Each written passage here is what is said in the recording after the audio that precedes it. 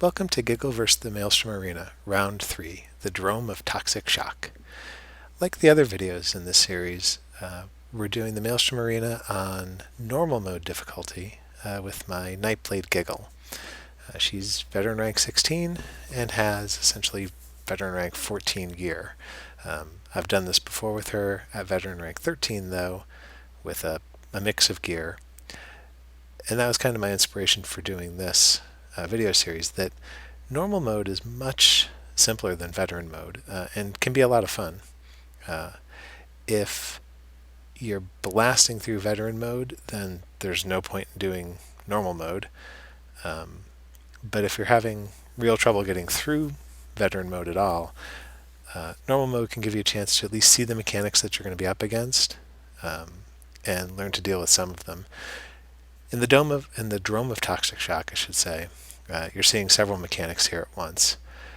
The islands are sort of safe spots, and the green circle I was just standing in does offer you some healing. There's red circles all over the place, though, that will cause you pain in various ways. And the water switches between being electrified, as it is now, and occasionally it's not electrified. So there's just a lot of environmental hazards here. And on veteran mode, they're really brutal, but here they're not doing so much damage that you can't just kind of muscle through them. The other thing you see here are the stranglers. They used to draw you in, now they just throw damage at you and snares, which is kind of annoying in its own way. You'll see in this video I do a lot of dodge rolling to get out of red zones.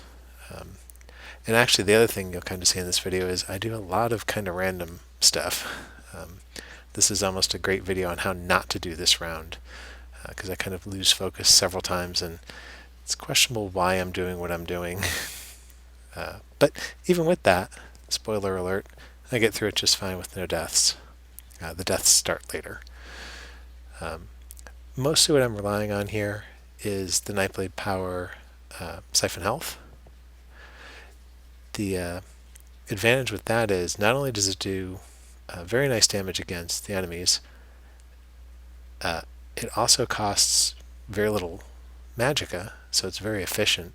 And of course, it's healing me as I go. So a lot of the incidental damage that I'm taking here, funnel health is smoothing away for me. It's doing about 2.3k per tick, and that adds up pretty quickly. One thing in general is you do want to be careful of your resources. Like I said, I'm using funnel health because it has such a low magicka cost.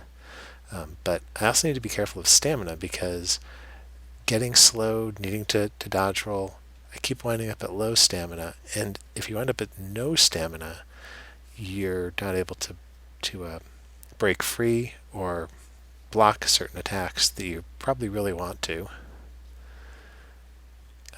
Most of the enemies here are serpent types,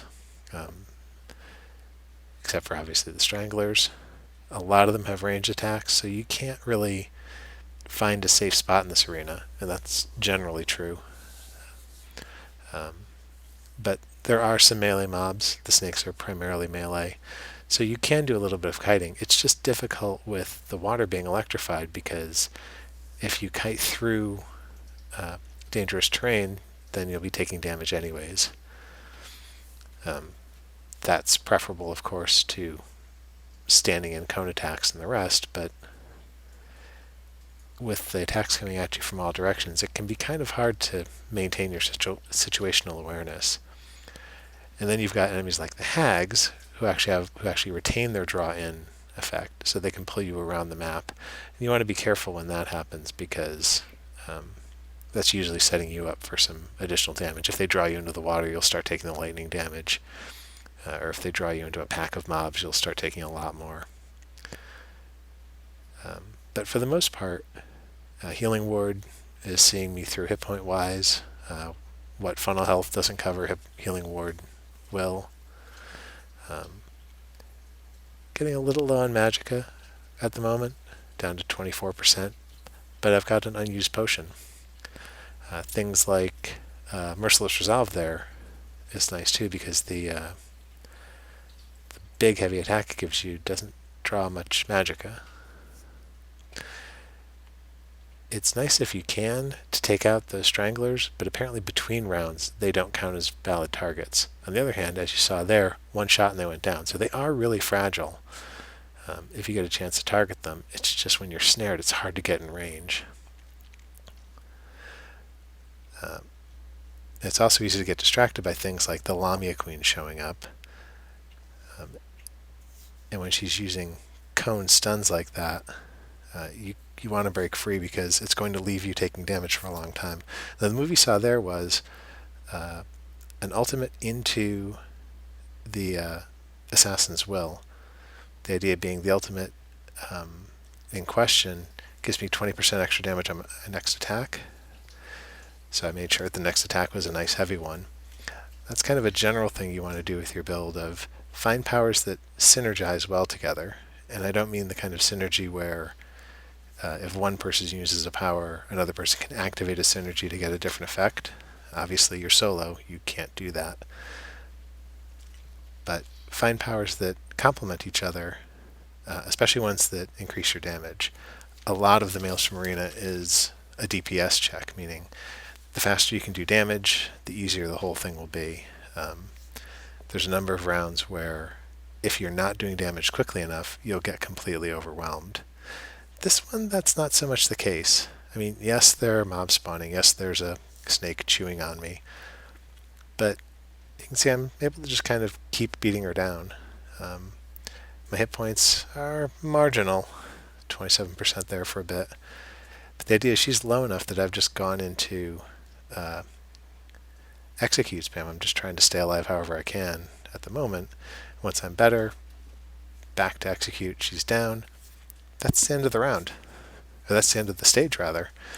I'm able to go over and collect my chest of champions. I could talk to those two if I wanted, but I don't have to. So for a round that had a lot of chaos in it, it still went pretty smoothly. And that's why normal mode can be kind of a nice thing to start with. It gives you a sense of what's going on without really punishing you for the mistakes you're making. Next up, on to Set's Flywheel.